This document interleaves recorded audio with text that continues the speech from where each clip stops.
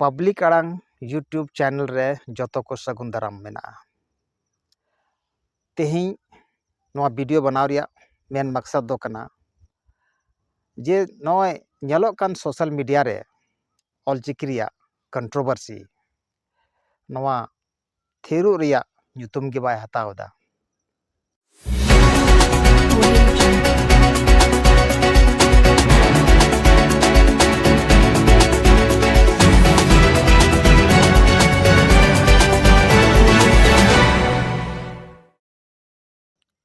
और नोआ कंट्रोवर्सी तीस चाबाआ नोआ दो कहना मुश्किल गया। अदो ओना इयते इन्हों नोआ वीडियो बनाव रिया मने हे इदिया जे तेहिं नोआ दिसम हर ठेन कथाइन दोहयदा। आबो भारत दिसम रेदो संताल को अडी आयमा क्षेत्र रे फैलाव मेना बोना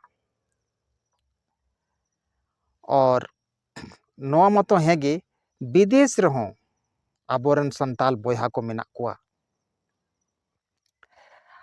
आदो ओका लेकाते आबो जुमिद बुन तहेना पूरा दुनिया लेवल रे से वर्ल्ड लेवल रे आबो जुमिद बुन तहन खान आबो सुरक्षित बुन तहना। दो ओना इयते इᱧᱟᱹᱜ मेन रिया मकसद दो कना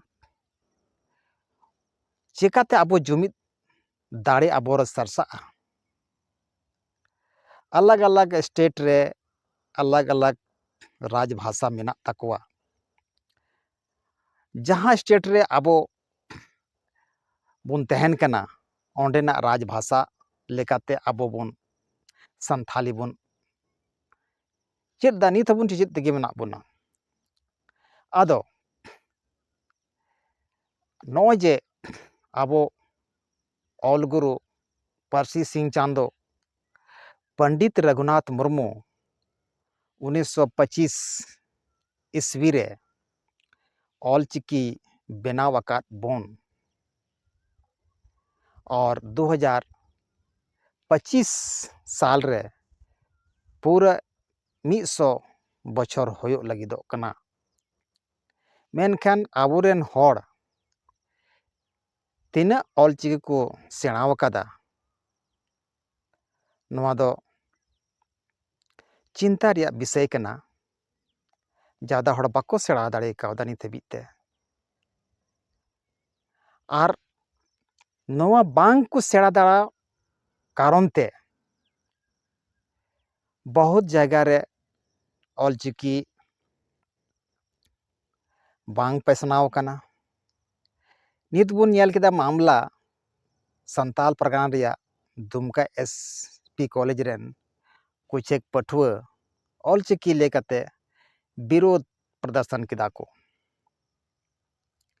और समर्थन रहो ओंडे को ओना कॉलेज खन गे ऑलचिकी रिया समर्थन हो होयना। अदो नॉय नोंका जे ऑलचिकी रिया कंट्रोवर्सी ओना कारण ते आबो बीच रे एपेर हेंडेज पैदायना। मेनखान इन दुñ मेना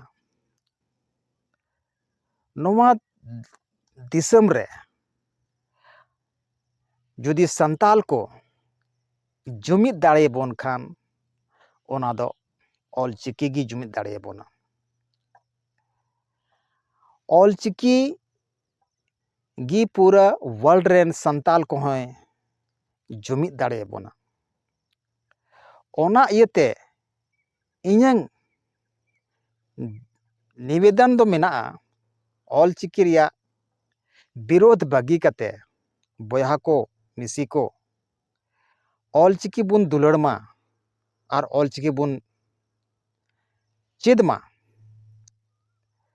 बंगाल रे ऑलचिकी तो को पढ़ा कना नितमा आसाम सरकार हो ऑलचिकी ते पढ़ा रिया अधिकारी एमावत कोआ और उड़ीसा रहो ऑलचिकी ते पढ़ा रिया ओड़े हको झारखंड मतो आबोआ ᱜᱟᱲ ᱠᱟᱱ ᱟᱨ ᱡᱩᱫᱤ ᱱᱚᱰᱮ ᱜᱮ ᱚᱞᱪᱤᱠᱤ ᱟᱯᱱᱟᱨ ᱡᱟᱱᱟᱢ ᱯᱟᱹᱨᱥᱤ ᱛᱮ ᱵᱟᱵᱚᱱ ᱚᱞ ᱯᱟᱲᱦᱟᱣ ᱫᱟᱲᱮᱭᱟᱜ ᱛᱚ ᱱᱚᱣᱟ ᱫᱚ ᱟᱹᱰᱤ ᱫᱩᱨᱵᱷᱟᱜᱽ ᱨᱮᱭᱟᱜ ᱠᱟᱛᱷᱟ ᱜᱮ ᱦᱩᱭᱩᱜᱼᱟ᱾ ᱚᱱᱟ ᱤᱭᱟᱹᱛᱮ ᱵᱚᱭᱦᱟ ᱠᱚ ᱚᱞᱪᱤᱠᱤ ᱫᱚ ᱱᱤᱦᱟᱹᱛ ᱜᱮ ᱥᱟᱯᱳᱨᱴ ᱫᱚᱨᱠᱟর ᱠᱟᱱᱟ। ᱱᱚᱣᱟ ᱫᱚ ᱟᱞᱚᱯᱮ ᱵᱤᱨᱳᱫᱟ। ᱵᱤᱨᱳধ ᱠᱮᱫᱟ ᱯᱮ ᱟᱭᱢᱟ ᱫᱤᱱ, ᱱᱤᱛ ᱫᱚ ᱵᱤᱨᱳধ ᱵᱟᱹᱜᱤ ᱯᱮ। ᱚᱞᱪᱤᱠᱤ ᱥᱟᱯᱳর্ট ᱨᱮ ᱦᱟᱡᱩᱜ ᱛᱟᱵᱚᱱ ᱯᱮ। ᱛᱚᱵᱮ ᱜᱮ ᱱᱚᱣᱟ ᱫᱮᱥ ᱫᱩᱱᱤᱭᱟᱹ ᱨᱮ ᱟᱵᱚ ᱥᱟᱱᱛᱟᱞ ᱵᱚᱭᱦᱟ ᱡᱩᱢᱤᱫ ᱵᱚᱱ ᱛᱟᱦᱮᱸ ᱫᱟᱲᱮᱭᱟᱜᱼᱟ। ᱟᱨ ᱡᱩᱫᱤ ᱵᱤᱨᱳধ ᱥᱚᱢᱚᱨᱛᱷᱚᱱ ᱛᱮᱜᱮ ᱵᱚᱱ ᱛᱟᱦᱮᱱ ᱠᱷᱟᱱ ᱮᱴᱟᱜ ᱥᱚᱢᱟᱡᱽ ᱨᱮᱱ ᱦᱚᱲ ᱠᱚ ᱞᱟᱸᱫᱟᱣ ᱵᱚᱱᱟ। ᱱᱤᱛ ᱟᱵᱚ ᱴᱷᱮᱡ ᱵᱤᱠᱚᱴ ᱥᱚᱢᱚᱥᱥᱟ ᱢᱮᱱᱟᱜᱼᱟ ᱡᱷᱟᱲᱠᱷᱚᱸᱰ ᱫᱤᱥᱚᱢ ᱨᱮ ᱡᱮ ᱠᱚᱨᱢᱤ ᱠᱚ ST ᱨᱮ ᱥᱟᱢᱤᱞᱚᱜ ᱠᱚ ᱧᱟᱢ ᱠᱟᱱ ᱚᱱᱟ ᱵᱟᱵᱚᱱ ᱵᱤᱨᱳধ ᱠᱟᱛᱮ ᱚᱞᱪᱤᱠᱤ ᱨᱮᱭᱟᱜ ᱵᱚᱱ ᱵᱤᱨᱳধ ᱫᱟ। ᱱᱚᱣᱟ ᱫᱚ ᱟᱹᱰᱤ ᱜᱟᱞᱟᱛ ᱦᱩᱭᱩᱜ ᱠᱟᱱᱟ। ᱚᱱᱟᱛᱮ ᱚᱞᱪᱤᱠᱤ ᱵᱤᱨᱳধ ᱵᱟᱹᱜᱤ ᱠᱟᱛᱮ ᱚᱠᱟ ᱱᱤᱛᱚᱜ ᱡᱟᱦᱟᱸᱭ ᱟᱵᱚ ᱠᱚ ᱟᱵᱚᱣᱟᱜ ᱚᱫᱷᱤᱠᱟর ᱠᱚ ᱮᱲᱮᱭᱮᱫ ᱵᱚᱱ ᱚᱱᱟ ᱨᱮᱭᱟᱜ ᱵᱚᱱ ᱵᱤᱨᱳধ ᱢᱟ। ᱱᱤᱛᱚᱜ ᱥᱚᱨᱠᱟর ᱚᱠᱟ ᱱᱤᱭᱳᱡᱚᱱ ᱱᱤᱛᱤ ᱵᱮᱱᱟᱣᱮᱫ ᱠᱟᱱ ᱟᱵᱚ ᱵᱤᱨᱳধ ᱨᱮ ᱚᱱᱟ ᱨᱮᱭᱟᱜ ᱵᱚᱱ ᱵᱤᱨᱳধ ᱢᱟ। ᱥᱟᱱᱛᱟᱞᱤ ᱨᱟᱡᱽ ᱯᱟᱹᱨᱥᱤ ᱡᱷᱟᱲᱠᱷᱚᱸᱰ ᱨᱮ ᱵᱮᱱᱟᱜ ᱚᱱᱟ ᱨᱮᱭᱟᱜ ᱵᱚᱱ ᱢᱟᱝ ᱢᱟ। ᱟᱯᱱᱟᱨ ᱜᱤᱫᱽᱨᱟᱹ ᱡᱟᱱᱟᱢ ᱯᱟᱹᱨᱥᱤ ᱛᱮᱠᱚ ᱚᱞᱚᱜ ᱯᱟᱲᱦᱟᱜ ᱚᱱᱟ ᱨᱮᱭᱟᱜ ᱵᱚᱱ ᱢᱟᱝ ᱢᱟ। ᱟᱫᱚ ᱵᱚᱭᱦᱟ ᱠᱚ ᱢᱤᱥᱤ ᱠᱚ ᱤᱧ ᱠᱷᱚᱡ ᱫᱚ ᱱᱚᱣᱟ ᱜᱮ ᱢᱟᱝ ᱫᱚᱦᱚᱭᱮᱫᱟ ᱡᱮ ᱫᱮᱞᱟ ᱢᱤᱫ ᱢᱚᱧᱪ ᱨᱮᱵᱚᱱ ᱦᱤᱡᱩᱜ ᱢᱟ। ᱚᱞᱪᱤᱠᱤ ᱠᱚᱱᱴᱨᱳᱵᱷᱟᱨᱥᱤ ᱚᱞᱪᱤᱠᱤ ᱨᱟᱯᱟᱪᱟᱜ ᱵᱟᱹᱜᱤ ᱠᱟᱛᱮ ᱢᱤᱫ ᱢᱚᱧᱪ ᱨᱮᱵᱚᱱ ᱦᱤᱡᱩᱜ ᱢᱟ और झारखंड रे संताली राज भाषा ओका लेका तबोन बनाव अचुया ओना रिया बोन मांग मा।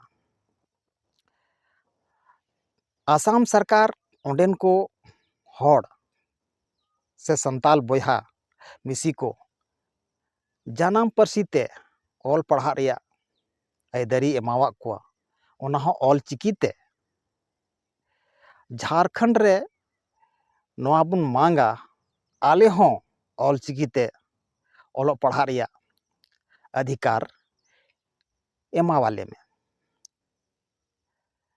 अड़ी दुख बुझा आबो बीच रेगी नोंका रापाचा तहन खान चेद हों बाबोन हासिल दाड़िया ओना आयते ऑलचिकी रिया रापाचा बागी कते ऑलचिकी सपोर्ट ताबोन पे और देला सरकार ठे बोन डिमांडा संताली राजभाषा बनाव लगित ते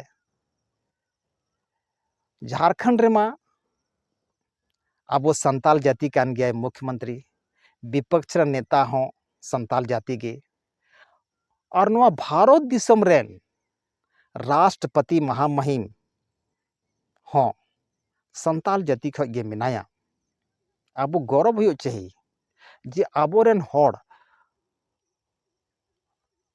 उन मारंग पोस्ट रे तहन तुलुज आबो बीच रे खपरिया दो नवा दो ठीक बाय हुयुग कना ओनाते बोया